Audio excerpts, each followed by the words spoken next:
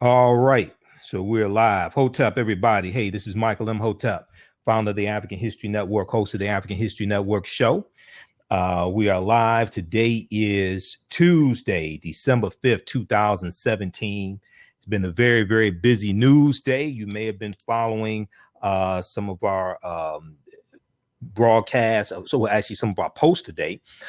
We know Representative John Conyers, the longest sitting congressman, announced his retirement today. I posted some articles about that. But right now we have, I'm going to interview Professor Hiawatha Kamene, one of my teachers. You've seen him in the documentary 1804. The Hidden History of Haiti. He's in the we're in the Black Friday Part 2 documentary together. We have the documentaries at our website, AfricanHistoryNetwork.com. He's in 1804, The Hidden History of Haiti, as well, deals with the history of the Haitian Revolution. He was just here in Detroit, November 24th, for the for Black Friday, for the screening of Black Friday Part 2 at the Charles H. Wright Museum of African American History. Okay. And I'm going to check my audio here as well. We should be broadcasting on Facebook Live, our Facebook fan page, The African History Network, The African History Network, and our YouTube channel also, Michael Imhotep on YouTube. Okay. All right. So we've got that good. So we're going to bring them on here in just a minute. We had a good turnout at the Charles H. Wright Museum of African American History, but he's coming back to Detroit December 8th and 9th. Okay. And he's going to be at the True Oracle of God Ministries Church. Okay. True Oracle of God Ministries Church. That's in Detroit. Okay. And all right. And Professor Kaba, let me see, turn the volume down on your end, or if you have some headphones, just pop in your earbuds or something like that. Okay. Okay. So we've got them on here. Let's see. Move that out of the way. Okay. All right. So he's coming back to Detroit. Minister Malik Shabazz of Detroit is bringing him back Friday, December 8th, Saturday, December 9th. And Professor Kaba is going to do a 2-day lecture series. The first day he's going to talk about, he's going to deal with the African presence in early America, or African presence in the Americas. And then he'll also talk about ancient African boat building. Okay. So we want to welcome back to the African History Network show one of my teachers, Professor Kaba Hiawatha Kamene. Hotep, brother, how you doing today? Hotep to my brother Michael Imhotep. I am doing excellent, brother, and it's great to be back on your show again. Thanks for inviting me. Oh, no problem, man. No problem. Okay. So and I'm getting some what is that? Okay, I guess something's moving around over there on your end. All right. So you have a 2-day lecture series coming up here in Detroit, what you call Moortown, Friday, December 8th, Saturday, Friday, December 8th, Saturday, December 9th. And I wanted to talk to you about that some.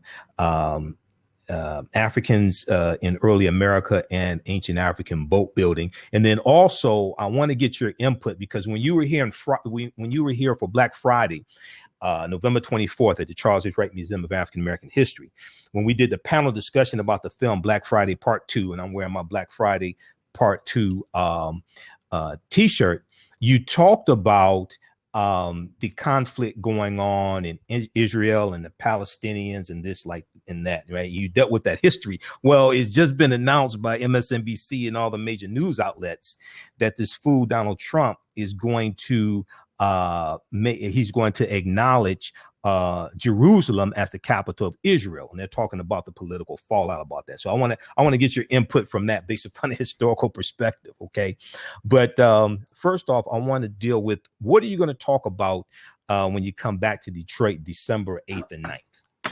You know, what's interesting, brother, is that you once invited me where we spoke at Nandi's. Remember, we did that piece. I think you have a 4-part series. Yeah. And we discussed 7 hours. Yeah, that was a serious day. Yeah. And we were talking about the African presence in America.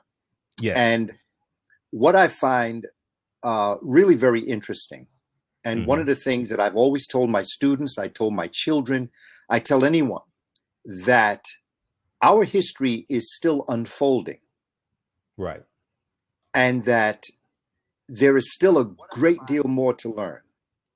And one of the interesting things is when I spoke at Nandi's the last time, I didn't have anywhere near the amount of knowledge that is in the book, The First Africans, The First Americans Were Africans by Dr. David Imhotep. Right. Since that time, Dr. Imhotep and I have become associates, friends, even, I would Absolutely. say. Conversations that we have, and we've done joint interviews together on various Google and Zoom Hangout. So the point that I'm making is that I'm coming back to Detroit with much more knowledge about the first Americans, with a clearer scientific understanding of what we have to do as a people to understand who we are.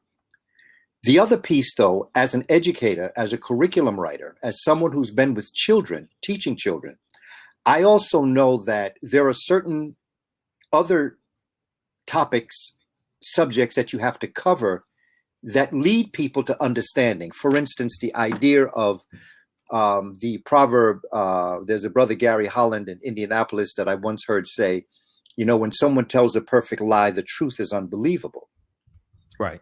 And our perception of African American history is so distorted and contaminated as it relates to what those who are writing the books are saying, that one of the early things that I'm going to do, and I know we've spoken about this before, is I'm going to talk about cognitive dissonance. Yes. You know, I've heard you say a lot of times, particularly when you're opening up your presentations, you talk about the parameters of what you know, right? And you know, the comforts of awareness. Exactly. You see, and as a people, as human people, our brains are triggered and developed by the world around us. So that when you read a book such as Dr. David Imhotep's book, or if you read the book by Nasser Ali, titled Paleo Americans, that one is Dr. David Imhotep's book. Right. But there are books with phenomenal bibliographies. BBC has done various programs. There are scientific ways that we now can trace who the original people look like. Right. And it's done by a craniometric machine. Cranio meaning skull, metric means to measure. They're measuring the skull of the early peoples that they are finding. And they're developing ways to look at prognathic and orthognathic and hypognathic jaws, and begin to develop a way to judge these individuals. That's science. That's evidence. You know, that's not arguing, going back and forth. This is not emotional. And so the other piece that's very important is you have to build a case. I think that Dr. David Imhotep does brilliantly. And I anticipate his second revised edition of The First Americans Were Africans, because I know that his approach is like an investigator, like a lawyer. And the way in which he unfolds the book takes you to a point where by the time you finish the book, you're clearly understanding what's going on. Right. So hey, Professor Kaba, just one quick thing. Okay, I'm getting the echo on your end. So you don't have any audio coming through speakers over there, do you? No, I don't. All right. I'm not sure why I'm getting the echo on this. Because that's why I put the headset on. Okay. Go ahead and keep talking. Could my volume be up a little bit too high? If I bring my volume down a bit? Okay. It's coming. The echo is coming through my mixer board. Okay. But it may be okay. I'm checking on Facebook and I don't hear the echo. And I'm also recording this on Audacity as an audio backup. So just go ahead. So the evidence that I'd like to present in the curriculum that I developed when I first came back from Egypt for the second time, 1987. I went to the Nubian Conference. And in 1984, I went to Mexico with Dr. Van Sertima to study. And I went to Kemet for the first time in 1983. So that by 1986, I had accumulated information and an approach towards studying the African presence in America.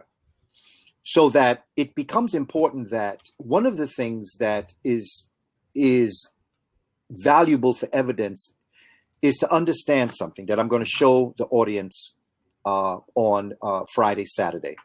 Yes. And that is the river systems of Africa, the ancient river systems of Africa. Because over the thousands of years of existence, land has dumped up on many of the rivers and the tributaries that led from those, particularly the Happy River.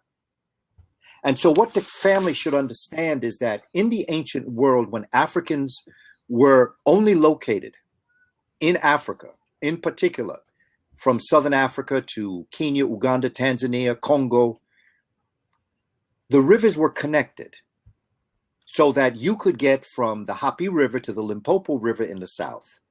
You could get from the Happy River to the Congo River.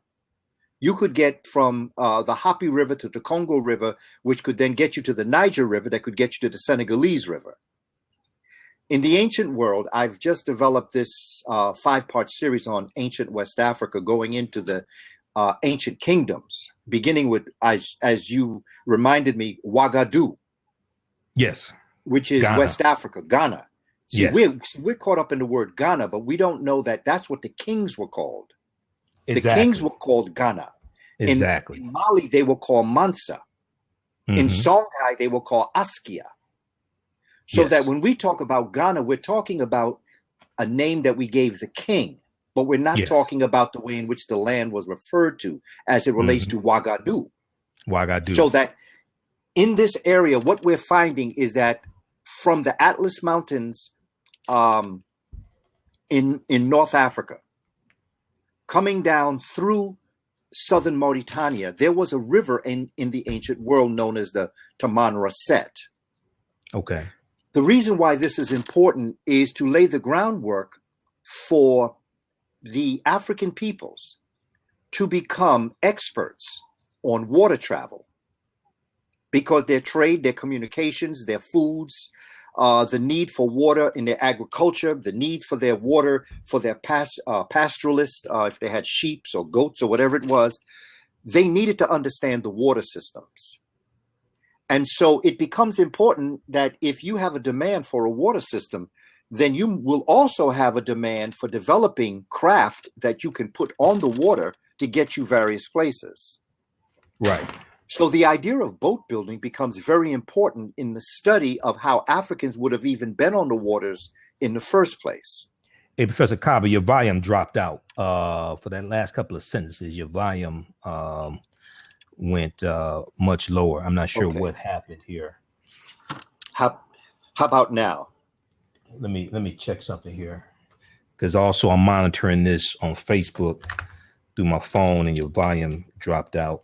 So let me just try to boost your volume here. Okay, go ahead and continue. Well, just to pick up from where we left off, in case my volume dropped off, is the idea of a people who are waterbound, a people who are on rivers, a people who are traveling on rivers, are going to create that which they need in order to keep them on the waters, which would be the reason why these boats would be created. Right. And I'm going to develop and show visually some of the boats that were developed according to the works of Dr. Ivan Van Sertima, Dr. Lawrence, Dr. Kofi Lawrence, Stuart Malloy, and others that are going to demonstrate going onto the waters and how they could have traveled across the African continent, leading them to the Mediterranean Sea in the north and to the Atlantic in the west, not to mention the east, which was known as the Ethiopian River. So, and the Red Sea, of course. You're going to have this travel that is going to boom the trade and communications of a people, so that that concept of boat building becomes very important in terms of the evidence that's going to bring Africans to America. And so you then get into trade. We'll talk about trade, which is the boats will tell you how they got where they got. Trade is going to tell you why they got where they got. I'm answering fundamental questions as to why Africans would have found themselves in America, not just exploratory, but actually trading with the world. And so it becomes important that you lay out the evidence. Not just that, we're going to show the compass and the early compasses that were created that allowed the African travelers to be able to know where they were going. So that's another question that we're answering. You know, they knew where they were going. And not just that, but we're also going to do a short piece on latitude and longitude lines, which is going to show the evidence as to the fact that they knew where they were going because they had already divided the world up. The Great Pyramid of Khufu, the 30th meridian, the Grand Gallery is on what today is the third latitude east, the 30th latitude longitude. It is 30 east. In fact, it is said that that Grand Gallery actually is the 00 mark on the planet, and the ancients had that type of scientific knowledge to know the way in which the world was tilted, the way in which the land mass itself had established itself, that mark that we today call 30 north, 30 east actually is the 00 mark on the planet, and that is why Khufu's pyramid is built where it is. Wow. So we're answering certain questions now for the community. Now we're going to get into another concept. The actual MERS, as Anthony Browder calls them. We call them pyramids. Our ancestors called them MERS, the pyramids. Spell that, please. Spell that, please. MER. MER. Okay. MER. And if you want a plural, you add a U. We don't add in the African language. You don't add an S. Like we add pyramids. Right. In the Kemetic language, you add a U. So if you said mer and you wanted to indicate multiple mers, you would say meru. Meru, yeah. Meru, because u is the plural that makes the singular plural. Like Neteru. Exactly. Plural yes. Exactly. And then people say Hotepu. They say Anku. That u is multiple. So that one of the things that we have to do, and I'm going to show, is the importance of why the pyramids were built. Or one of the reasons why they were built, which is going to lead to understanding why the mounds are in America, because the mounds actually are pyramids or meru. Right. They actually are, and they all come from agriculture. Mm-hmm. The earliest and most important earthly science is agriculture. Yes. That's why I always say to people, the concept of economics. People talk about economics. Money is not economics. Money controls the economic system, but it is not economics. Echo comes from the Greek word, which is an African word, but we're not going to go there now.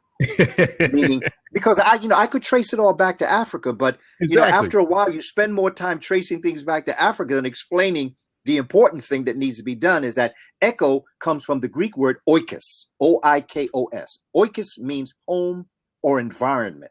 Right. So that ecology is the study of your environment. Ecology, yes. Okay. Economy is to know your environment. Mm-hmm. So that our ancestors saw that agriculture, the ability to feed yourself, was the most powerful tool the human had to survive. Exactly. And that becomes very important. And if that be the case, then much of the science and much of the scholarship that's going to be created within that nation is going to gear themselves towards making that better for themselves. Right. So they started with something that was like a sundial.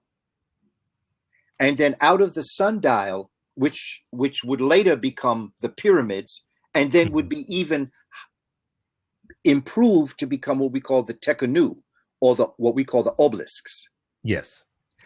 I'm going to show a picture when we talk about the MERS, the Meru or the pyramids, that's going to show the sun shining on the pyramid that is casting a shadow. what is important for us to be able to understand is that the reason why you find mounds all over the earth, and I'm going to show you pyramid around the world. Okay. You've got them in China. You've got them in Vietnam. You've got in Sri Lanka. You've got pyramids throughout the United States, Canada, Peru. You can go down to Colombia. You can go to any part of Central America. You have mounds, you have pyramids. There's a reason for them, because what our ancestors found out with the sundial in the very early days, the sundial, where the sun casts a shadow. Let me give you another example. I use this example also. Okay. When we go to the beach and lay out on the beach, those that want to get a tan, right? Right. Their optimum time is to be in direct line with the sun, so that if you get up real early in the morning before the sun comes out and you lay on the beach, what you are going to do is lay so that your feet or your head is in line with exactly where the sun is going to rise in the east.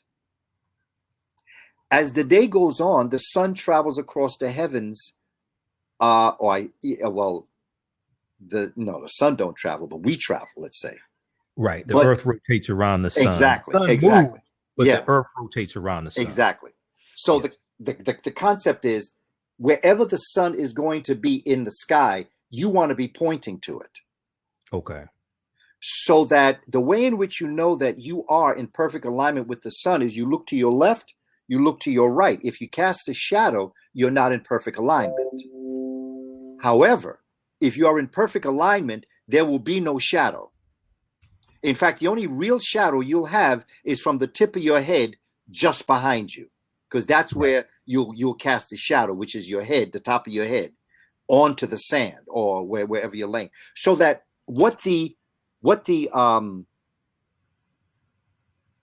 sundials and what the pyramid, the mounds, and the obelisk did was it allowed the observer, the agriculturalist, to see where the sun was casting a shadow.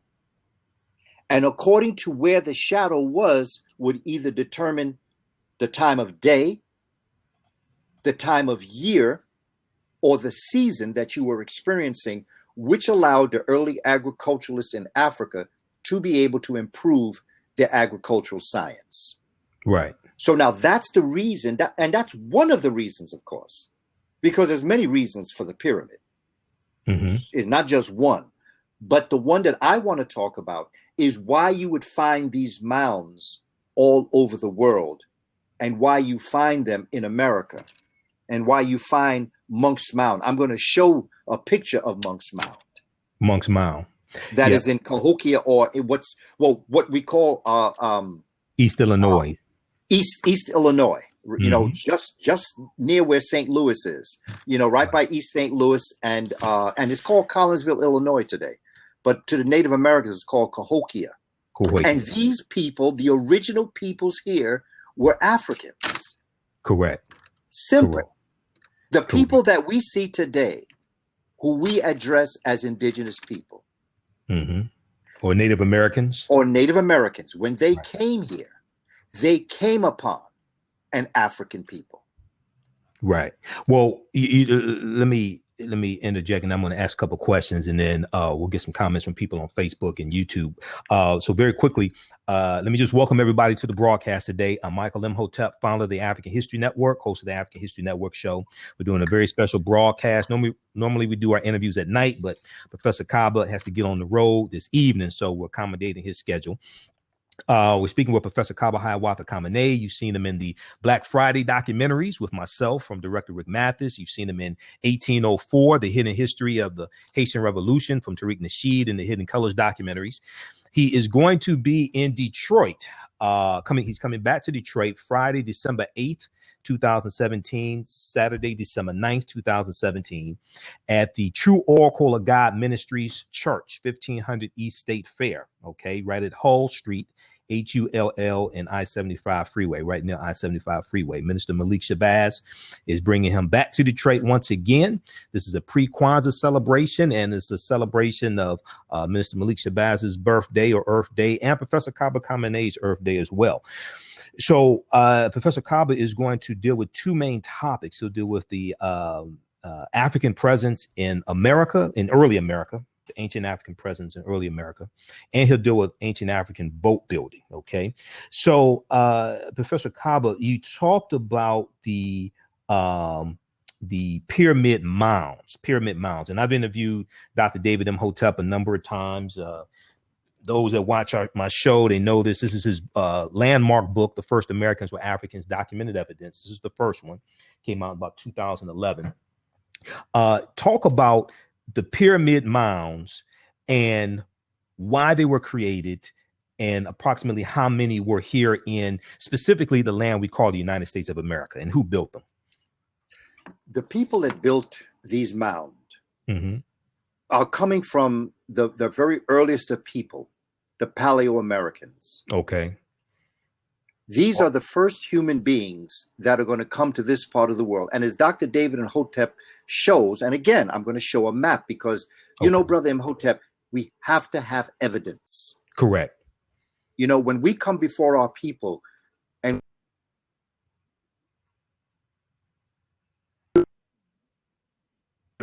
respect the intelligence of science to present evidence, not an emotion, not something that's coming off the top, so that the evidence is the fact that it is a shorter route from the west coast of Africa to the east coast of America than it would be from Australia or the Far East to the American continent. So the first peoples that came here directly from Africa.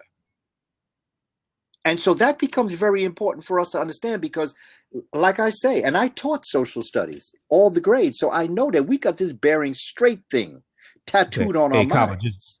Just one second, man. Your camera dropped out. Let me try to reconnect you here.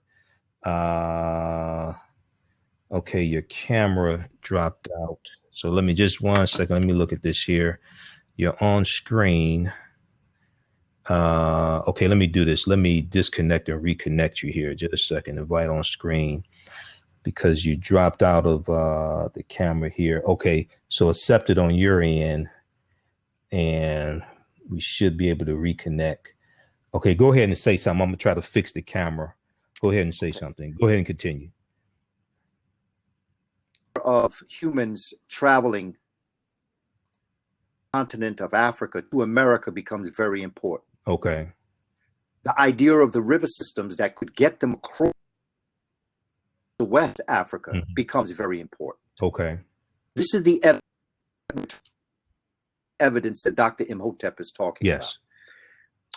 But the question now, the overarching concept that I'm presenting is that what I want to do when I return to Moortown on Friday and Saturday is to demonstrate how we can teach this to our children, how we can implement this in the curriculum, how we can implement this as it relates to American history. Because if what we're saying has the evidence to be true, we're talking about African American history. Correct. Not a 1492 African American history. We're talking about American history and the fact that Americans were peopled by Africans originally. Exactly. The second, the Clovis Folsom, African. The third movement of Africans. And we're talking about over thousands and thousands of years because David Imhotep is pushing us back now. He told me the other day that he's pushing us back to 120, 130,000 years ago that there were humans. Now, when you tell this to people, like when they've been lied to for so long, it's hard. Cognitive dissonance kicks in. Exactly. And there are two things that you do when confronted with cognitive dissonance. You either adjust your thinking to the new information you found, or you tenaciously cling to the untruth that you thought you knew. Right. So there's two choices that you make, or you just don't listen. You could have a third choice. You just don't listen. La, la, la, la. I don't want to hear Exactly. this no more. So, let me say this quickly. So Dr. David Imhotep, in his book, The First Americans Were Africans, Documented Evidence, he talks about the Khoisan. Khoisan have the oldest DNA on the planet. They come from Southern Africa. They're the ancestors to the Ainu and the Twa. So he talks about them coming to this country. Today we call the United States of America, the contiguous United States, okay, at least 51,700 years ago. And he deals with the discovery by Dr. Albert Goodyear, archaeologist from the University of South Carolina, discovered in 2004. And he also talks about, so these were the original Americans, and they were here before the people who we call the Native Americans or the Indians. Asians come here to this land about 3000 BC, and they intermix with the Africans who are here, and their offspring are who we call Native Americans. These were still a dark-skinned people, okay? But the other thing is, and I want you to address this as well, the other thing is that when Europeans come to this land, you're going to have the Spanish coming here before the British, okay? And this is something that's not talked about. Juan Ponce de Leon comes to Florida in 1513, and Juan Garrido, who's an African, comes with them. We have the Spanish taking Africans into the territory we today call South Carolina, enslaving them in the 1520s. This is 100 years before Jamestown, Virginia, August 20th, 1619. But when Europeans come to this land, one of the things they're going to do is reclassify groups of indigenous African people, reclassify them as Native Americans as well. Okay, so you have Black African people reclassified as Native Americans, but we don't even understand that. Okay, Captain John Smith taught in Jamestown, Virginia, 1607. He talks about being captured by a group of Black Indians, and Dr. David Imhotep deals with that here in his book. I think it's page 67, something like that. He talks about that. So talk about that for a minute, about the relabeling of some groups of indigenous African people in this land as Native Americans, which then causes confusion also. Well, then you go back to Cristobal Colon, telling an untruth by talking about West Indies. Yes. You see, this whole concept of West Indies is absolutely a farce. Yes. Colon knew where he was going. He had been told by Cape Verdeans and by West Africans, because he was with the Portuguese in the beginning. He wasn't with the Spanish. We can trace, as Dr. Van Sertima says, you can trace Christopher Columbus on the coast of West Africa in 1482, 10 years before 1490. Picking up African slaves, 1482. But you see, what is happening at this point is that you have another group of Africans coming to America with the Spaniards. Those are the ones that are homeowners and landowners that have been captured as Moors. And in order for the Spaniards to steal their land, they took them and they resettled them in the Americas. Yes, they kicked them out of Spain. Yes. You see, and they literally physically brought them to America and brought them here. So you have groups of Africans with prior wealth, knowledge, wisdom, schooling. In fact, they were the lords of Europe at this time. They were in charge. They were gentrified. That's what happened. Gentrification. Exactly. So you have another group of Africans that are brought here, as well as other Africans that were brought by the British and the French and all the rest. They all are bringing their Moors or blackamoors with them in order to resettle them away from the land that they own. And so it just is, you know, just to stick a pin for a moment, I'm watching this preparation for the marriage of Harry with his sister. And everybody's talking about an African American being in the royal family. But nobody's talking about Charlotte Sophia, the great, great, great grandmother, if I'm right, of Queen Elizabeth. And so, you know, the work that J.A. Rogers did on Charlotte Sophia, showing the pictures of who this woman actually was, and the lack of knowledge of how many Black folk were the royal family of Europe, and the Europeans married into them to become royal. Right. And so it becomes important. Yeah, okay. Yeah. So this is my presentation, Great African Women in History, the Mothers of Civilization. I deal with Queen Charlotte Sophia in the presentation. She was the wife of King George III during the American Revolutionary War. Yeah. Okay. You see, so that this is the, you know, these are the types of situations. And William, and I believe Kate, his wife, have a daughter named Charlotte. Yes. But nobody's talking about who that child is named after. That child's named after a Black woman. Charlottesville, Virginia. Yes. All that. That's named after Queen Charlotte, who was an African woman of African descent. Yes. That's it. And you see, these are just some of the things. And again, it goes back to the concept. When someone tells a perfect lie, the truth is unbelievable. Right. And so this information that we are now coming upon is just so liberating to think of, and it allows us to redirect our own destiny as to how we are going to define who we are as a people.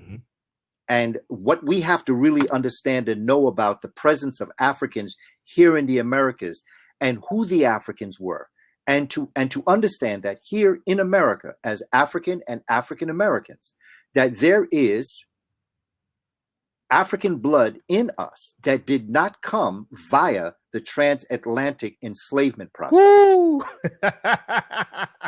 Say that again, and let's break that down something. The reason why I say that, man, is because when I talk to some African-centered scholars who have PhDs in African American studies or Afro-American studies, and they haven't read the first Americans with Africans documented evidence, they confuse what you and I say with some of the quote unquote Moors, some of the Moors who say the transatlantic slave trade never happened and we have always been here. They confuse us talking about the Khoisan coming here at least 51,700 years ago and being here before Native Americans, and this being our land stolen from us. They confuse that with people who say the transatlantic slave trade never happened. And that's not what neither one of us are saying, and that's not what Dr. David Imhotep is saying either. We all three acknowledge the transatlantic slave trade.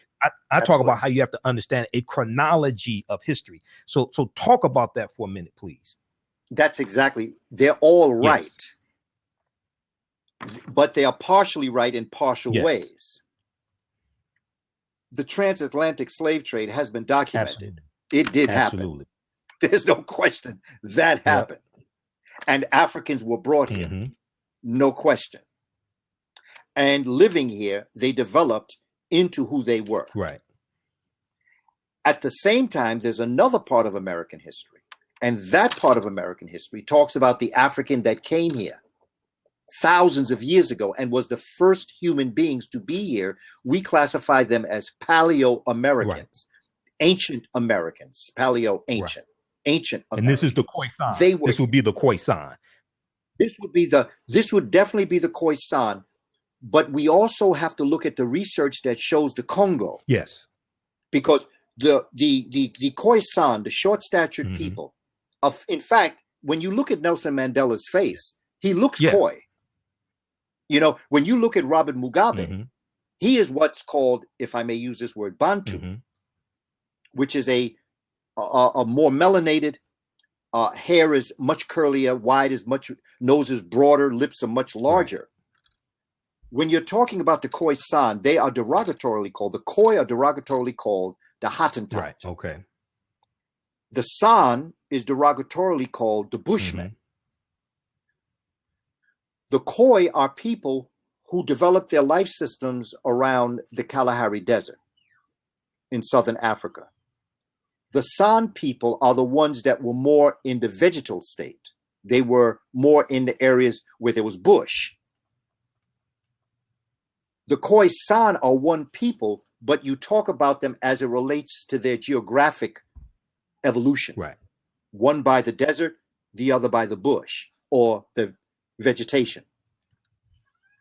What we have are people who are over thousands of years now. We're talking thousands of years, which means we're going to have to push the origin of the human family back millions of years. I don't accept the numbers that they have now. We're going back far further.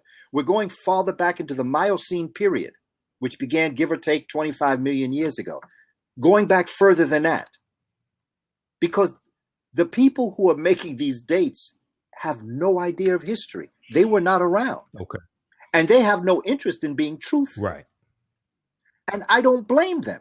Because if I were them, I would not, thinking the way they think, I would not tell us the truth either. To let us understand that the first human beings coming here were a short-statured people known as, they call themselves Mosha, M-M-O-E-T-I-A. Yes. They're called Mbuti, they're called Twa, and they're derogatorily called the Pygmies. Yes. These were the first people that peopled the planet.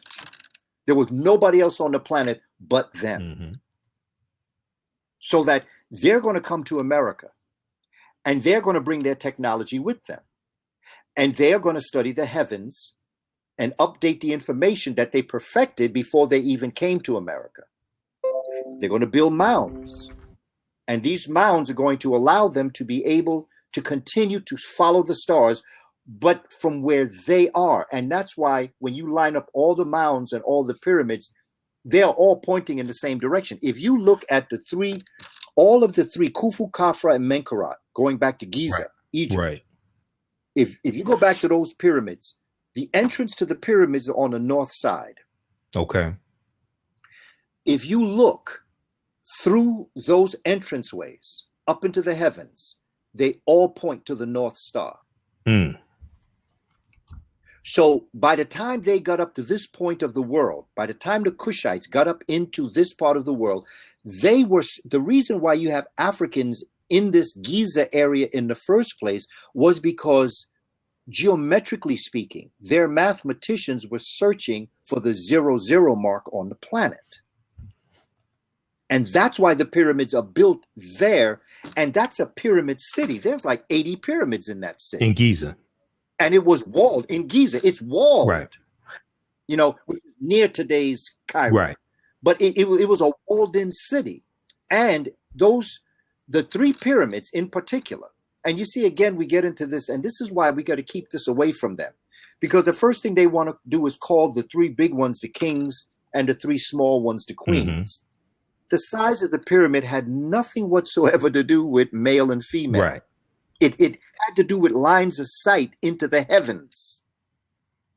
That's what you're dealing with, lines of sights into the heavens that can allow you to accurately map the heavens in order to create your calendrical system that is going to allow you to grow an agricultural system that is far superior than what you know. So they were always trying to build it. And then as they traveled the world, they would build these mounds and these pyramids in various ways, but built them in the same directions in order to understand the heavens, in order to understand the earth. And so that's where in the Kabbalion, the concept of as above, so below comes from. Right. So talk about once again why the 00 mark was so important in the pyramid building on the Mer building in Giza. Okay. And then I want to get back to the Spaniards, especially, and Europeans, but especially the Spaniards, kicking the Moors out of Europe and bringing them here. Talk about that 00 mark again, please. Why was that so important? When we have studied and we teach about this single continent that existed, we call it Pangea. Or Pangea. Pangea. Okay, however you pronounce it. In the Shabaka stone, our ancestors called it Ptah. It was the hill that rose up out of the waters. Okay. This hill that rose up out of the waters the sun shined directly on this hill. In the center of the hill, the top of the hill, okay, this hill was all the continents. But on the top of the hill is where the African continent was. Okay. where the sun shone the brightest was in the equatorial area of the top of the hill, which is the countries we today call Kenya, Uganda, and Tanzania. But when you look at what the ancestors called the foothills of the mountain of the moon, you see, they were talking scientifically. They were speaking in metaphor. When they talked about, I came from the foothills of the mountain of the moon where the god Hapi dwells. Yes. That Yosef Ben Yakinen talks about that. You see, yes, that was a metaphor. That was the metaphor for that surrounding area of the foothills of the mountain, because you got mountains of the moon in both Tanzania and in Uganda. Yes. Okay. And so when they talked about they were talking about a geographic location where the human family first came from. And so that in this happening, at some point in time, before humans were on the planet, there were serious geological eruptions, everything from earthquakes to volcanoes. And eventually the earth started to crack and it started to separate. This hill started to separate. And it shifted its place as it related to, and then when the 23 and the third axis occurred and all the rest of that, it pushed everything in a certain way. Our ancestors realized as they studied that they had to get to the original site of where the 00 mark would be, as you were, not the original site, but the new site, because the earth is constantly shifting. It's changing. Right. And what they were searching for was the 00 mark, where the point of the deepest penetration of sunlight hit, not so much the hottest place, but where the sunlight hit at the most opportune time. And that's the 00 mark. It is not in Greenwich, England. It's not there. It's just not there. It's not scientifically there. It is the Pyramid of Khufu.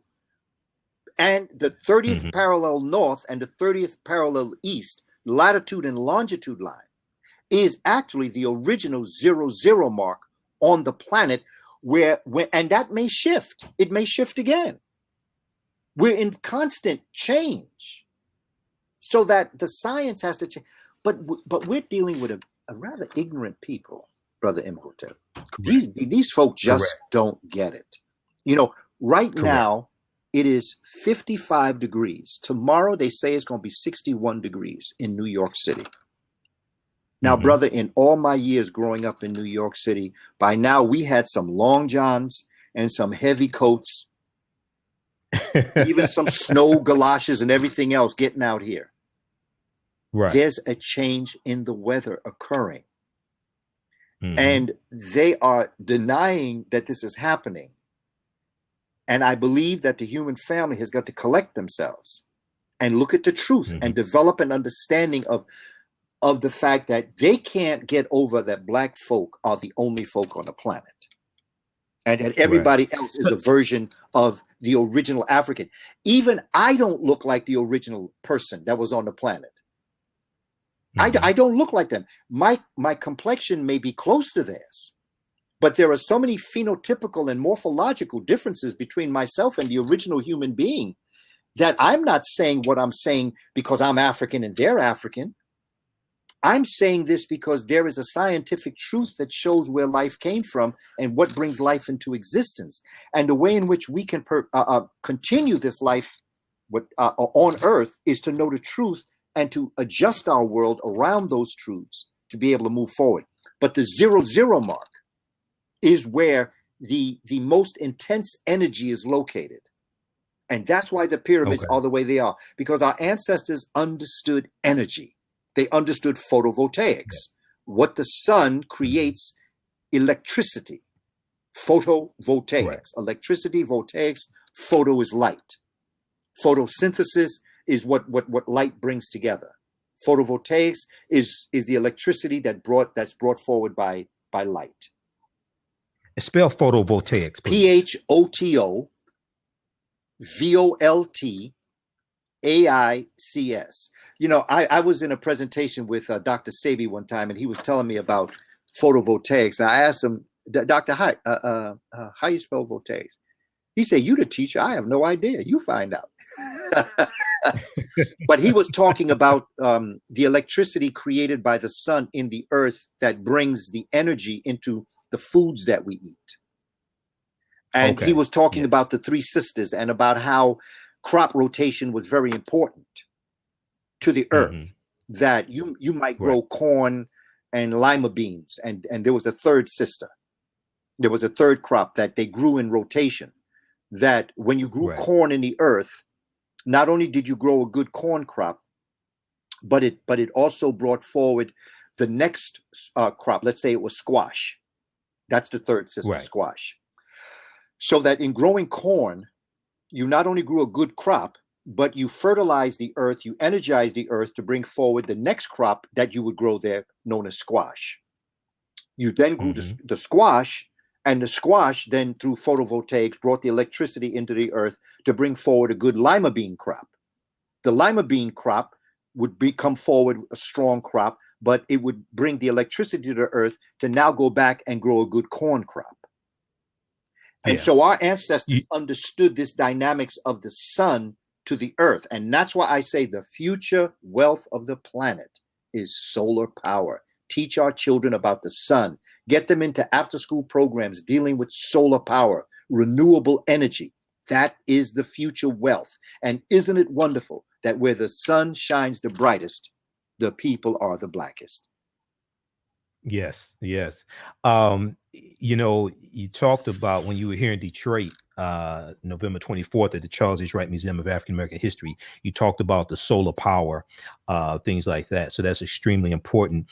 I wanted to hit on the Moors. You talked about the especially the Spaniards kicking the Moors out. So we know January 2nd, 1492, the Moors lose control of their last stronghold in Spain, which was Grenada.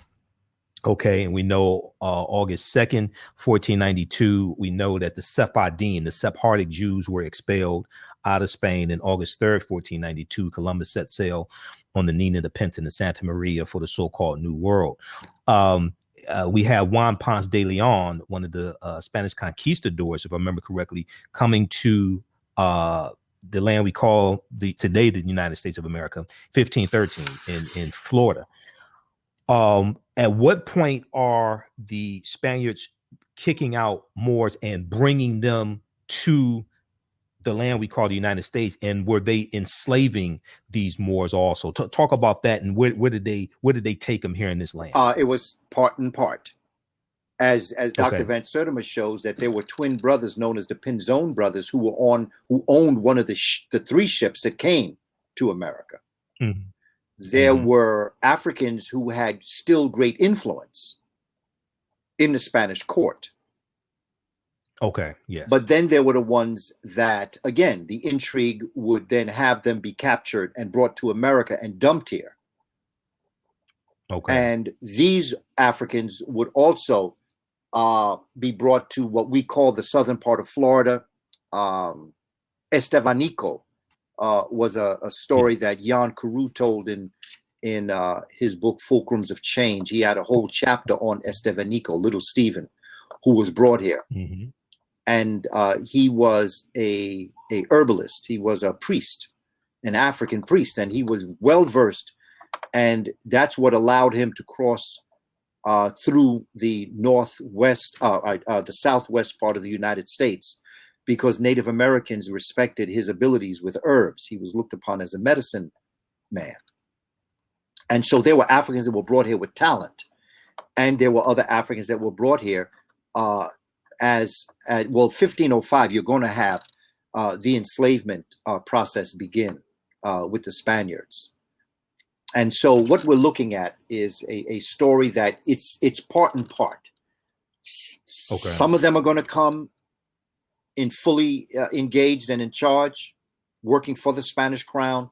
There'll be others who will be captured and brought here. And, you know, the story is that, well, slavery did not exist in Africa. Not that we know it today. The slavery, there's a difference between the enslavement of Africans amongst Europeans who created a concept of a legal system, an institution that did not exist in the world prior to European doing this. Right. Even the Arab, as Right. brutal as the Arab slave trade was, you still were a human being. You could buy yourself out of your condition. The children born to you were born free. But in the institution here, it was a totally different concept. Yeah, the chattel slave. Yeah, exactly. And you know what's interesting is that, you know, people go to Wall Street, you know, and you're selling stocks and bonds, but very few people ever examine that word stocks and bonds. Right. Because you're living with you're dealing with what is stock? Well, livestock. Livestock in bondage.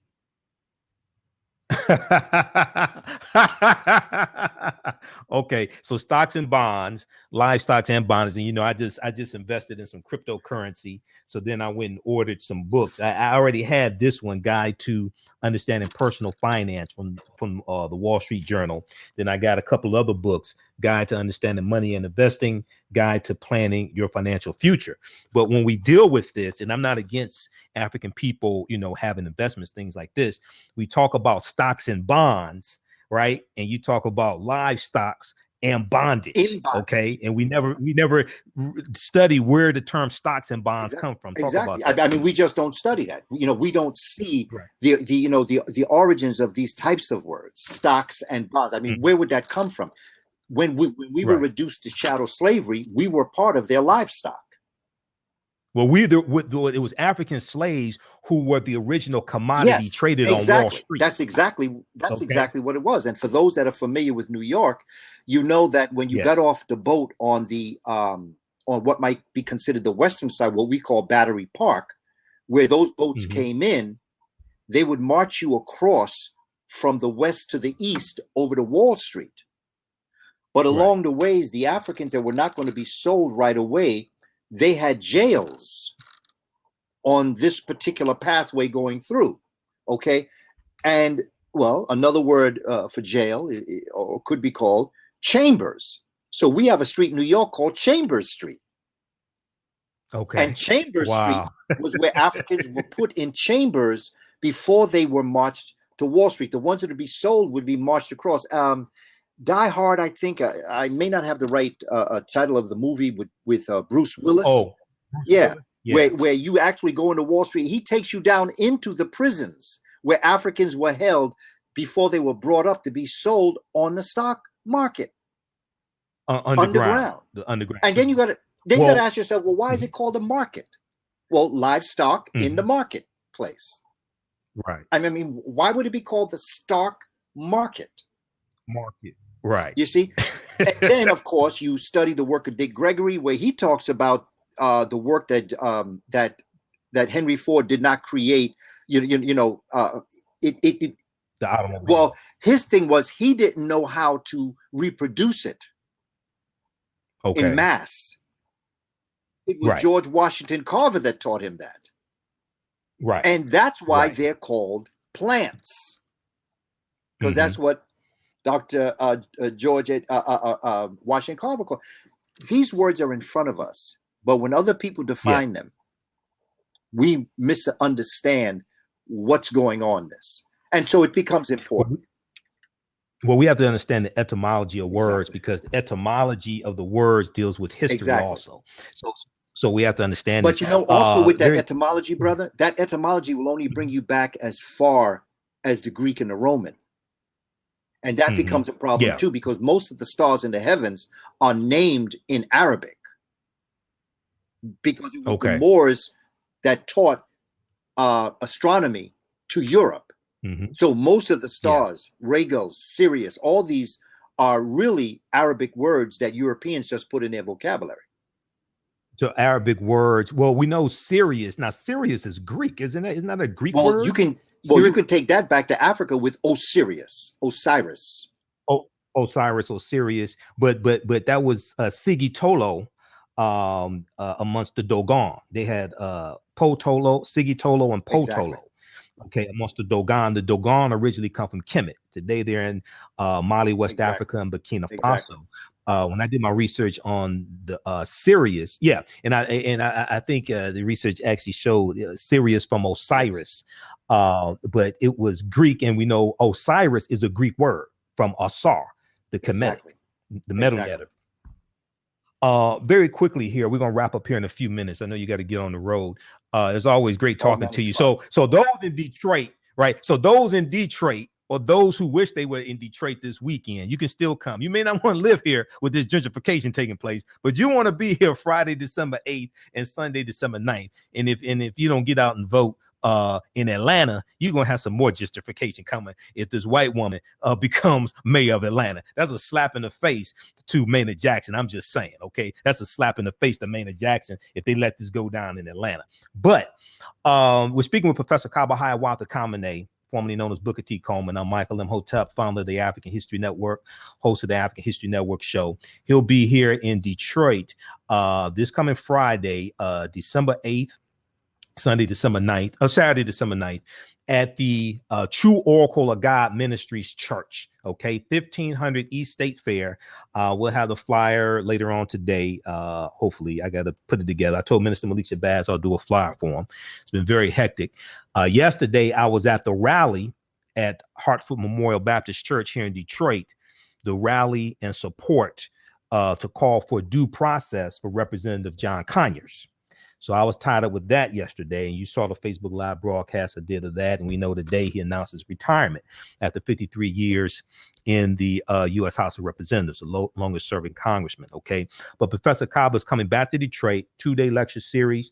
He'll deal with the African presence in early America, and he'll deal with ancient African boat building. So we're talking about some of the subject matter he's going to deal with, and we're dealing with some other subjects as well. This all ties to African history and culture, and ties to African Americans, because our history and culture gives us our foundation.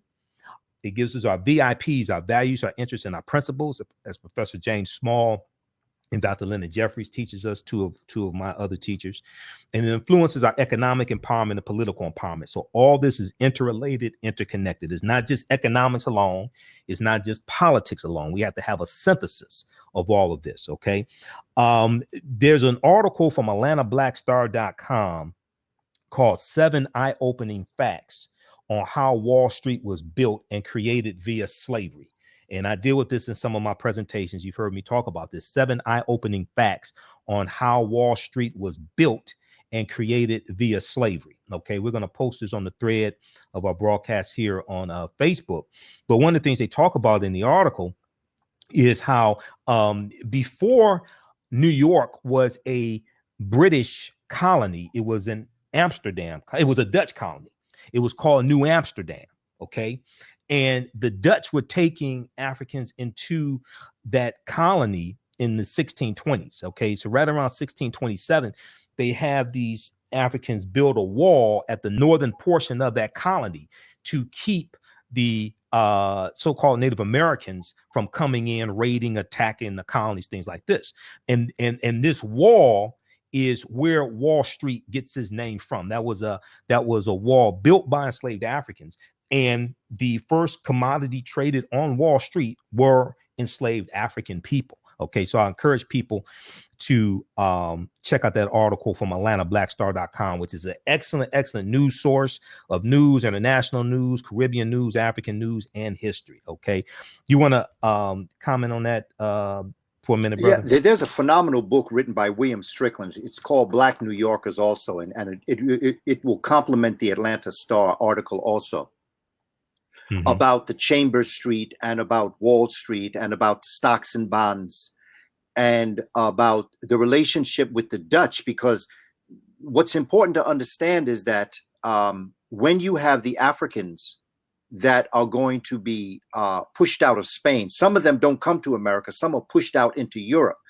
One of the places that embrace them and also embrace the Sephardim and the peoples of Jewish faith that had converted was Amsterdam. Okay, yes. And so that when you look at that, in fact, when you study the history of Ludwig van Beethoven, that's where his family went first.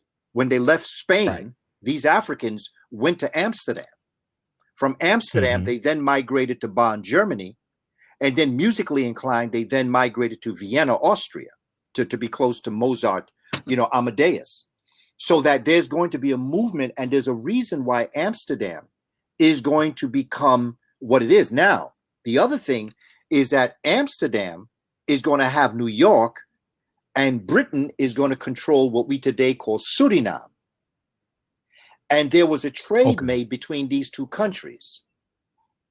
The Dutch gave New York, or New Amsterdam, to the British, and the British gave Suriname to Holland. And New Amsterdam then becomes New York. And I grew up in a project called the Amsterdam Projects that was on Amsterdam Avenue, right down the block from what? Haarlem.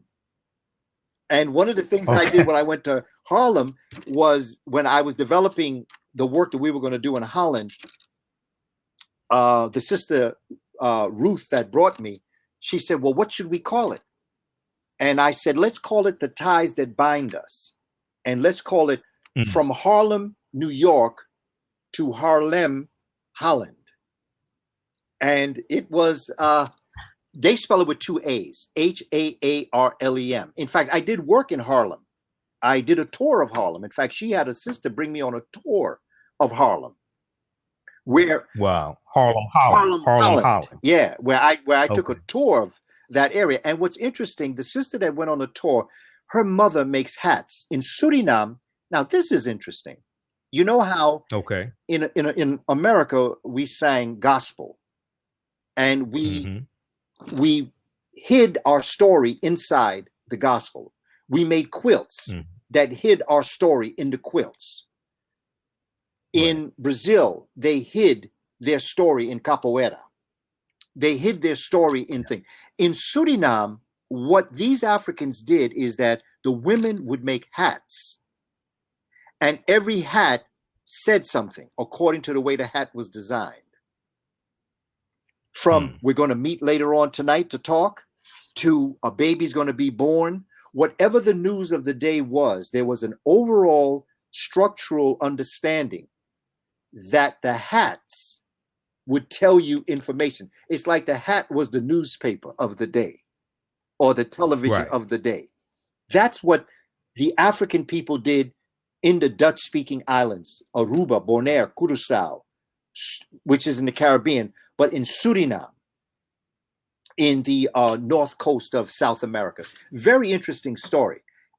Things that are happening. But that basically is the story of what happened when New Amsterdam became New York. And they named it after the Duke of York.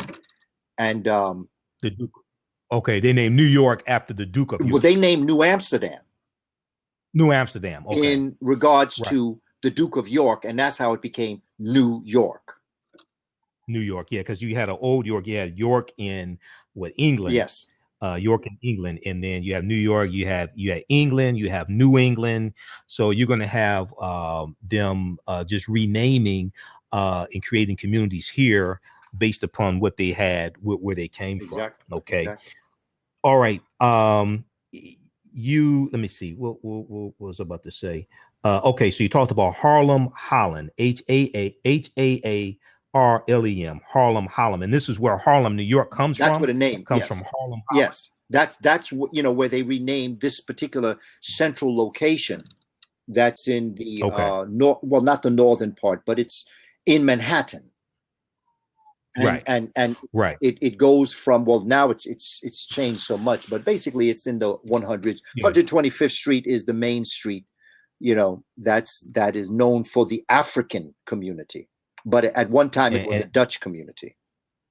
A Dutch community, so it's in Holland. You're dealing with the Dutch, so it makes sense that it's going to be called, named something after what they had there in Holland, in the Dutch area. Now with gentrification, now they want to call it South Harlem.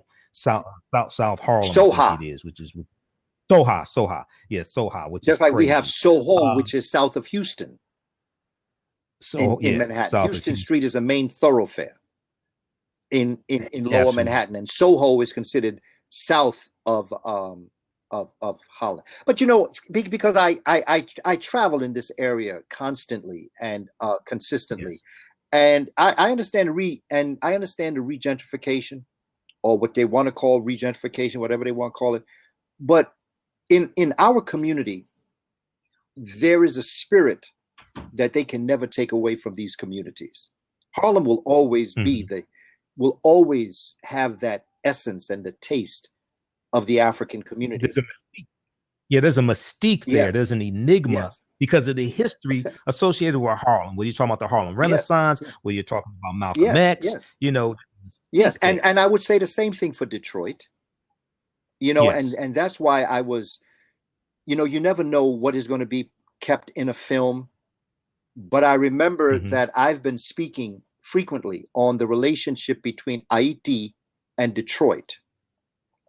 I see Detroit as a very powerful sign of African achievement. From Marcus Garvey to Noble Drew Ali to Elijah Muhammad to Malcolm X, and then to Motown. And I've always seen this power, and Detroit for me has always been a place that I remembered from a child. It's always been there, just like Los Angeles and Compton and Watts has always been a thought in my head. Detroit has always been a center, a heartbeat of the African world. And no matter what they do going back into Detroit, no matter what they buy out, the only thing they can do is to submerge the spirit, the African Holy Ghost where they go. They will never be able to do in our community what we do. And wherever we do end up going, we're going to bring that spirit with us. Because Harlem was not a black neighborhood at one time.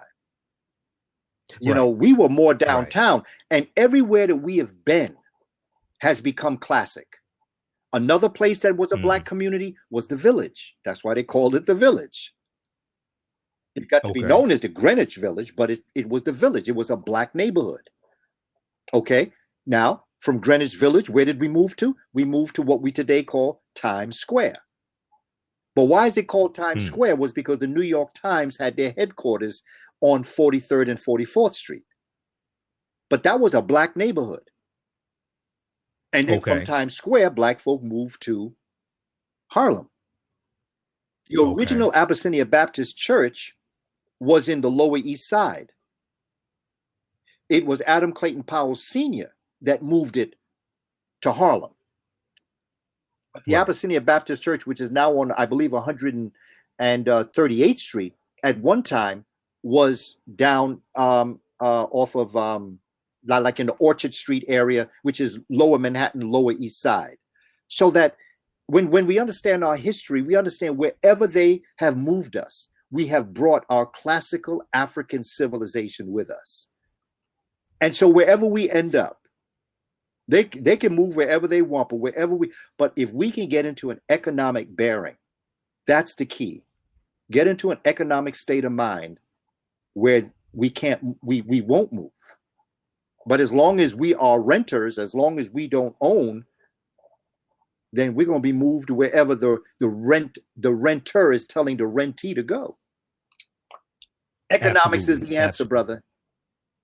Well, the economics, the foundation is African history and culture, because we have a $1.3 trillion economy. You have to probably cut it in about half to deal with disposable income. But even if we had a $10 trillion economy, if the history and culture is not in place, we'll continue to spend 3%, 97% of our dollars with people that don't look like and us. The politics is the other side of the pyramid. So the pyramid principle. Absolutely.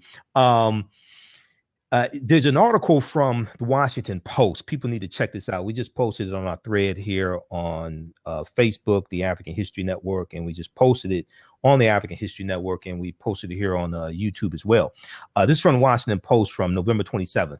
Britain's Black Queen. Will Meghan Markle really be the first mixed race royal? And they talk about Queen Charlotte Sophia here in this article. Show a picture of her.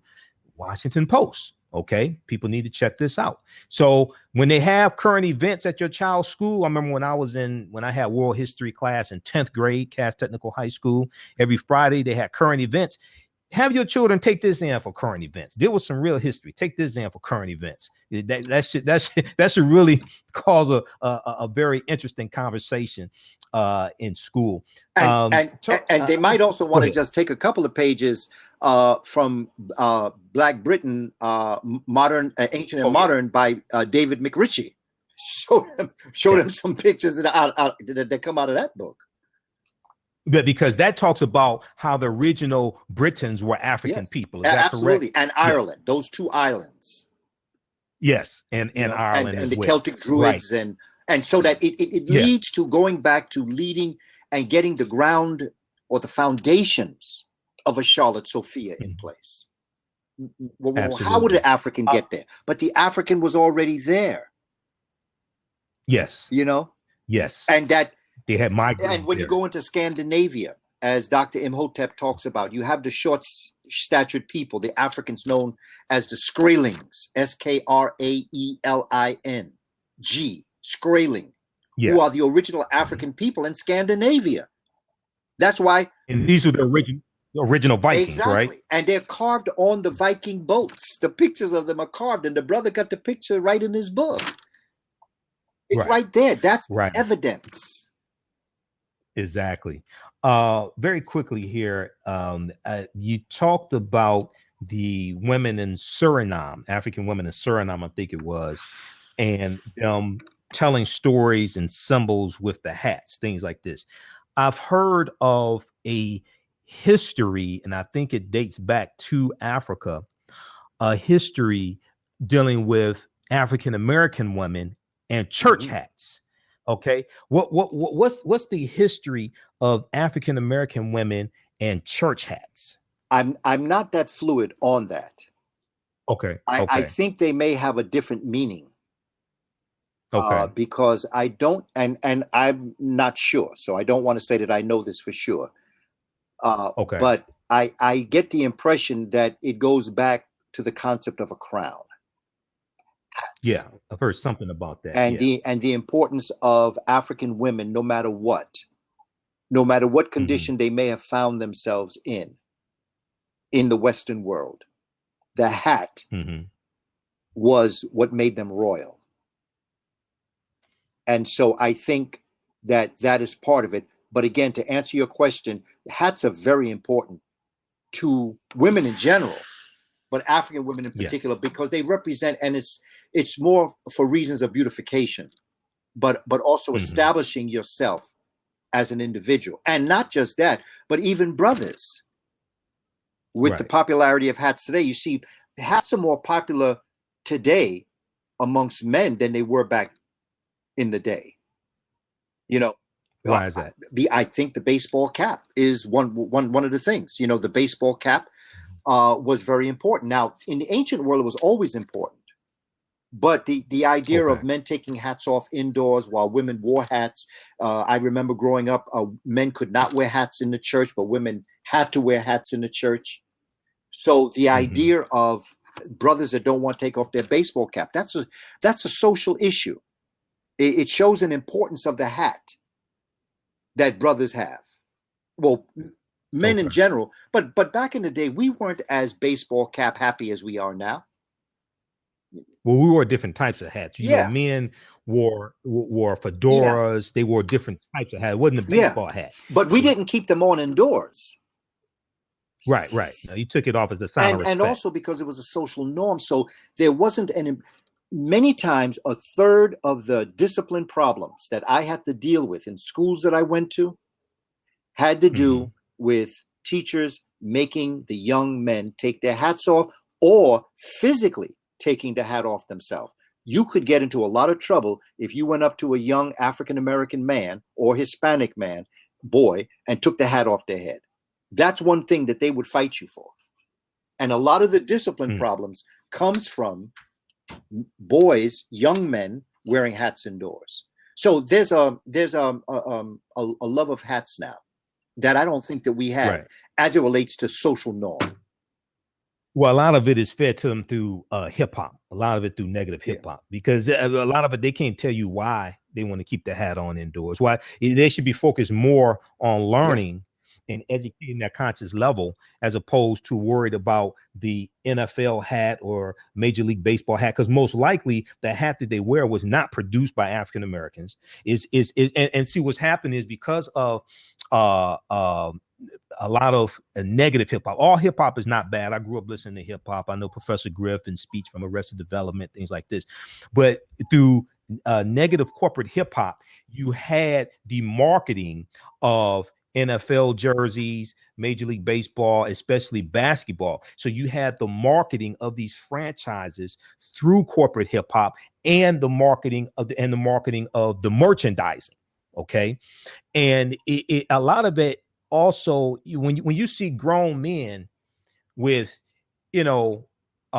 football jerseys on, things like this, right? Is like they're living in a fantasy world, so to speak. Is like a lot of that is living in a fantasy world, because I mean it's not like they're wearing Negro League attire. They're wearing attire from the National Football League, the NBA, things like this. But then when you look at how a large percentage of African-American boys want to grow up to be ball players, basketball, football, things like that. And for most of them, that's an unrealistic goal. There's somewhere about, I think in professional football, there's about 2,800 professional football players, about 650 in professional basketball players. That's it. Okay. So when you have all these African-American boys want to grow up to play in the NBA and the average career is 5 seasons, want to grow up to play in the NFL, average career is 3.7 seasons, right? And then the amount of injuries they have lifelong after that. In NFL, you got to worry about CTE, chronic traumatic encephalopathy, which is something they didn't even know about 20 years ago, right? So then you start seeing these booby traps that are out here. Let me wrap up with this, okay? Once again, we're speaking with Professor Kaba Kamene, formerly known as Booker T. Coleman. You've seen him in the Hidden Colors documentaries. You've seen him in 1804, in the history of Haiti, okay? Okay, he's going to reconnect here in just a minute. Something happened. Hidden History of Haiti. We have the documentaries available at our website, AfricanHistoryNetwork.com, AfricanHistoryNetwork.com. He and I were in the Black Friday documentaries together. So Black Friday Part 2 just came out October 13th. He was here in Detroit, Friday, November 24th, along with director Rick Mathis at the Charles H. Wright Museum of African American History. We did a screening and discussion of Black Friday Part 2, right? He's coming back to Detroit December 8th and 9th, and we're waiting on him to reconnect here. Something happened. He's coming back to Detroit December 8th and 9th. Let me see. I'm going to send this again. Hold on, Brother Kaba. I'll send this again to you. December 8th and 9th at the True Oracle of God Ministries Church. True Oracle of God Ministries Church. And that is located at 1500 East State Fair, 1500 East State Fair. Okay. And he dropped out. We're going to try to reconnect for a couple minutes to wrap up. He'll be here Friday, December 8th, and Saturday, December 9th. Okay. Minister Malik Shabazz is bringing him back to Detroit, 2-day lecture series. He'll do with the African presence in early America. Okay. Specifically talking about Africans here in the United States of America, the African presence in America, and he'll deal with African boat building, African boat building. Okay. The admission is $15 per day. Youth under 18 years old are free. For more information, you can call 313-646-3375, 313-646-3375, or 313-718-6008, 313-718-6008, or 313-740-1066, 313-740-1066. We're going to post the information here again on the thread of the broadcast. Okay, let's bring them back on. Okay. We're going to post the information here again on the thread of the broadcast here on Facebook. I'm working on the flyer. I told Minister Malik Shabazz when I saw him yesterday, I told him I'll do a flyer for him. So we'll get that up on our website, AfricanHistoryNetwork.com, hopefully tonight sometime. And Professor Kaba will have his DVD lectures there. I'll have my DVD lectures there also. We'll have copies of 1804 as well in hidden colors. Let's bring them back on. Let's see. Hold on just a second here. Let's see if we got them back. Okay, so go ahead and accept it, brother, so we can bring you back on, Kaba, because I see you there. Should be able to connect. Be sure to connect with Google Chrome, okay? So 2-day lecture series here in Detroit with Professor Kaba Kamene. All right, bring your pen and pad to take notes. This is going to be a fantastic lecture series here. All right. And you can go back and watch this broadcast here on our Facebook fan page, The African History Network, The African History Network. And you can also watch it on YouTube, our YouTube channel, Michael Imhotep on YouTube. IMHOTEP on YouTube. Okay. Let me see if we can. All right. Some reason it's not letting him connect. Okay, let's try this one more time. Invite on screen. Yes, invite on screen. Okay. I sent the invitation again, brother. So look at it on screen. It should let you connect now, Professor Kaba. About to connect. Okay.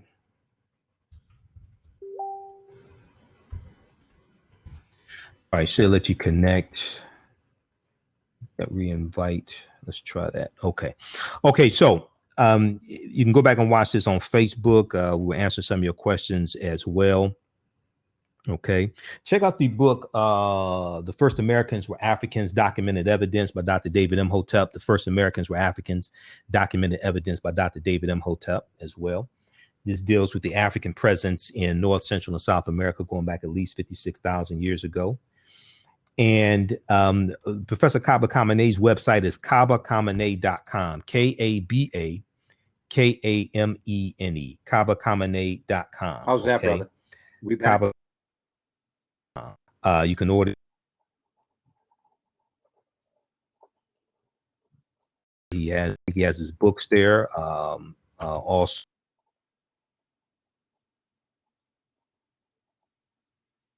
Lorraine Hansberry. Website here on the thread of the broadcast here. Okay, Kaba Kamene.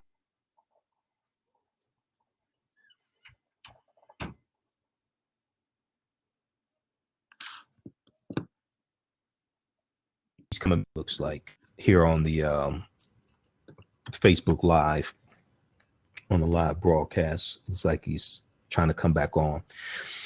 Okay, so Kaba Kamene.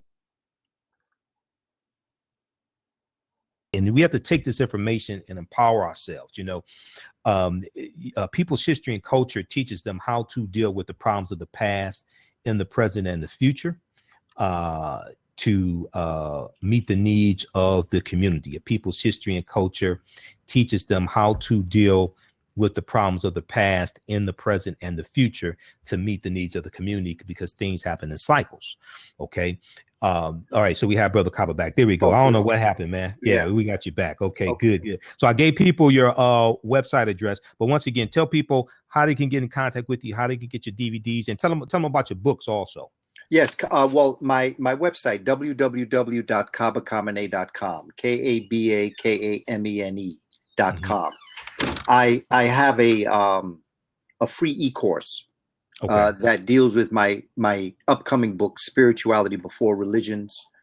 And I also have my study guide up there. And also I have my DVDs and ebooks and things like that that you might be interested in. You know, my son and I just developed our documentary series titled "What Would Harriet Tubman Do?" Okay. So we'll have that in Detroit with us also. This will be the first because we did pre-orders up until yesterday. So now that the pre-orders are done, we'll now be carrying it with us where we go. So we'll have that available when we go to Detroit, along with our book on William Leo Hansberry. Yes. who I consider to William be Leo Hansberry. That's what I meant to say. Yeah, go ahead. William Leo Hansberry, the architect of America's African Studies program. So we'll have that book with us also, and we'll have a number of other things with us of interest. And I look forward to the 8th and the 9th. And you have, will you have your DVD series dealing with West Africa? Because I know you did that lecture series. Okay, because I want to get that from you. Good. Yeah. We'll definitely have that dealing with ancient West Africa, and we'll have other DVDs dealing with astronomy, education. We're looking at the Moors, and so we'll have the DVDs that will assist us in developing what it is that we have to do from a cultural perspective. Okay, and somehow. Okay, and if you wanted to contact me, I'm at Kamene777 at AOL.com. That's my email. KAMENE 777 at AOL.com. Kamene777 at AOL.com. Yes. All right, brother. Look, you have a great day. Hotep to you and the family. We'll see you here in Detroit on Friday, okay? Brother, man, I'm looking forward to it. All right, brother. Peace. Peace to you, brother, and to yours. All right. Hotep. Hotep. All right, family. That's Professor Kaba Hiawatha Kamene. You've heard him, seen him many times here on the African History Network show. All right. A lot going on today. We're going to get out of here in a couple minutes. Be sure to visit our website, AfricanHistoryNetwork.com, AfricanHistoryNetwork.com. So if you like this type of information, we have tons of DVD lectures and documentaries at our website, AfricanHistoryNetwork.com. All of my DVD lectures are there. We have bundle packs of my lectures. Also, about 35 of my presentations there at our website. We have the, let's see what we have here. This is one of my latest presentations, The Racist History of the White National Anthem and the Pledge of Allegiance, The Racist History of the White National Anthem and the Pledge of Allegiance. So this deals with the whole history of the national anthem. Francis Scott Key, who wrote it, a white supremacist slave owner who thought that African people were mentally inferior. He wrote it September 13th, 1814, during the War of 1812. I deal with the history of the Pledge of Allegiance, written by a white Baptist socialist minister named Francis Bellamy, August of 1892. And I tie all that history into the history of Colin Kaepernick's protest. This is a 3-hour presentation. This is available on DVD and digital download. We have, so I did this September 26, 2017. We have the real story of the Confederate monuments, the Confederate flag, and why Robert E. Lee was against them. Okay, this was did this August 17th, 2017, on Marcus Garvey's birthday. I did this presentation. So this deals with the history. This deals with the Civil War. This deals with the history of the Confederate monuments that people are debating about. I talk about Charlottesville, Virginia, Queen Charlotte Sophia, Charlottesville, Virginia, August 12th, 2017, when you had the Unite the Right rally around saving a Confederate statue of General Robert E. Lee. I deal with the history of Confederate flags, right? Because what people think is the Confederate flag, that flag that was on the General Lee car on the Dukes of Hazzard, that flag never flew over the Confederate States of America. That's not really the Confederate flag. There were 3 flags that flew over the Confederate States of America from 1861 to 1865. That flag was never one of them. Okay. So this is a very, very important presentation that I did. This one I did in February during African American History Month. This is actually a 2 DVD set. It's 4 hours. Great African Women in History, the Mothers of Civilization. So I deal with some well-known and not so well-known African women in our history. One of them is Queen Charlotte Sophia. We deal with my aunt also. Madam C.J. Walker. We deal with Annie Turmo Malone. We deal with Ya Asante, Queen Nzinga, a number of different African women in our history. Some that are not even shown here on the front as well. Okay, that's a 2 DVD set. That's 4 hours. So this one right here, I'll be doing a version of this presentation in Los Angeles. Okay, so I'm in Los Angeles for the first time ever for Kwanzaa.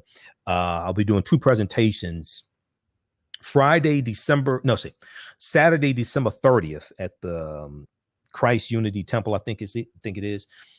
Saturday, December 30th, and New Year's Eve, Sunday, December 31st. Okay, so Saturday, December 30th in Los Angeles, I'm the keynote speaker for the Kwanzaa celebration. So I have a presentation on Kwanzaa. What is Kwanzaa? Reconnecting African Americans to African culture for self-empowerment. Okay. And I'll be doing my presentation there will be what is Kwanzaa reconnecting African Americans to African culture for self-empowerment in the era of Donald Trump. The next day, I'll be doing about a 2-hour presentation, Sunday, December 31st, New Year's Eve. The event is 4 p.m. to 7 p.m. And I'll be doing a version of this presentation, African American Resistance in the Era of Donald Trump, Voter Suppression, Reparations, and How Elections Have Consequences. Okay. So this is available right now at AfricanHistoryNetwork.com. Actually, 3 presentations on here. 3 presentations on here. When you order this, you're going to get the 2 DVD set version, which includes the presentation I just did November 11th, last month, November 11th in Detroit. Okay. So this will be a 2 DVD set for you. Then we have, of course, 1804, the hidden history of Haiti. This deals with the history of the Haitian Revolution. Professor Kaba Kamene is in this documentary, Professor James Small, Dr. Wade Nobles, Dr. Leonard Jeffries. This is from Director Tariq Nasheed. Each copy of this you purchase, you get 2 DVD, you get 2 digital downloads of my presentations. These are all available at AfricanHistoryNetwork.com. We have the Black Friday series, the 3 documentaries in the Black Friday series. I'm in all 3 of them. So is Professor Kaba Kamene. This is the latest one. You see me wearing the shirt. Black Friday Part 2, the Living Legacy World Tour. This ties our African global legacy, African history around the world. This ties that into economic empowerment. Okay, this just came out October 13th. This is from director Rick Mathis. Okay, director Rick Mathis. So I'm featured in this documentary as well. And you'll get one of my DVD presentations with that as well. You know, so December 29th. So I'm in Los Angeles, December 30th and 31st. December 29th, I'll be in Atlanta. I'll be in Atlanta, December 29th at the Shrine of the Black Madonna Church for screening and discussion of Black Friday Part 2. Okay, and that's free and open to the public. I'll be there. Rick Mathis will be there. I'll be on the panel as well. Okay, so we'll have that. We'll have the flyer on our website, AfricanHistoryNetwork.com. We posted it on our Facebook fan page. I posted it on my personal page, Michael Imhotep. We'll have to get that up on the fan page as well. I just got the flyer today. Okay. So, you know, I'm in the latest installment of the Elementary Genocide documentary series from director Raheem Shabazz. This is Elementary Genocide Part 3, Academic Holocaust. I'm in here with Professor Kaba Kamene, who we just had on, Professor James Small, Dr. Boyce Watkins. You see Dr. Boyce Watkins. You see his videos on our Facebook fan page, the African History Network, a lot. So this is this is the trilogy, right, from director Raheem Shabazz. We have them all available at our website, AfricanHistoryNetwork.com, and we have a bundle pack. You get all 3 for $50, and you get some of my DVD presentations free also. Okay, and Academic Holocaust Part 3, that deals with fighting against the school to prison pipeline, deals with educating African American children, taking control of our children's education. And of course, we have the Hidden Colors documentaries. We have all 4 of them. We have them all 4 in stock. We're shipping out orders today, shipped out orders yesterday. From director Tariq Nasheed, best-selling documentary series dealing with African history, African American history, the Hidden Colors series as well. And we have a bundle pack where you get we have the Hidden Colors family bundle pack. So you get all 4 installments of Hidden Colors. You get 3 of my presentations. You actually get 4 of my presentations, including my lecture dealing with the history of Black Wall Street in Tulsa, Oklahoma. And you get 1 installment of Afro Man and the Protectors of the Book of Knowledge animated series for children. You get all that for $100.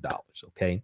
And we ship internationally as well. And when we ship internationally, you'll actually get a tracking number also. Okay. That you can track around the world. Okay. So this is all available at AfricanHistoryNetwork.com. So if you like this type of information, right, we have the DVDs available. We have the documentaries, and that helps support the African History Network. It helps us stay on the air, keep doing the research, keep broadcasting, allows me to do this full time, do lectures, documentaries, I write articles, I do the radio shows, all this. So allows me to do this full time. You keep supporting us. Appreciate the support. Okay. At AfricanHistoryNetwork.com. We'll post a link here on the thread of the broadcast again. AfricanHistoryNetwork.com. Keep in mind, we have about 800 audio podcasts of our shows available at our website, AfricanHistoryNetwork.com. They're on iTunes, the African History Network show page on iTunes, on Blog Talk Radio. It's blogtalkradio.com. History Network show. So all that at our website, AfricanHistoryNetwork.com. You can read the articles that are right there. Listen to the podcasts of our shows, connect you to our YouTube channel where we have 600 video clips.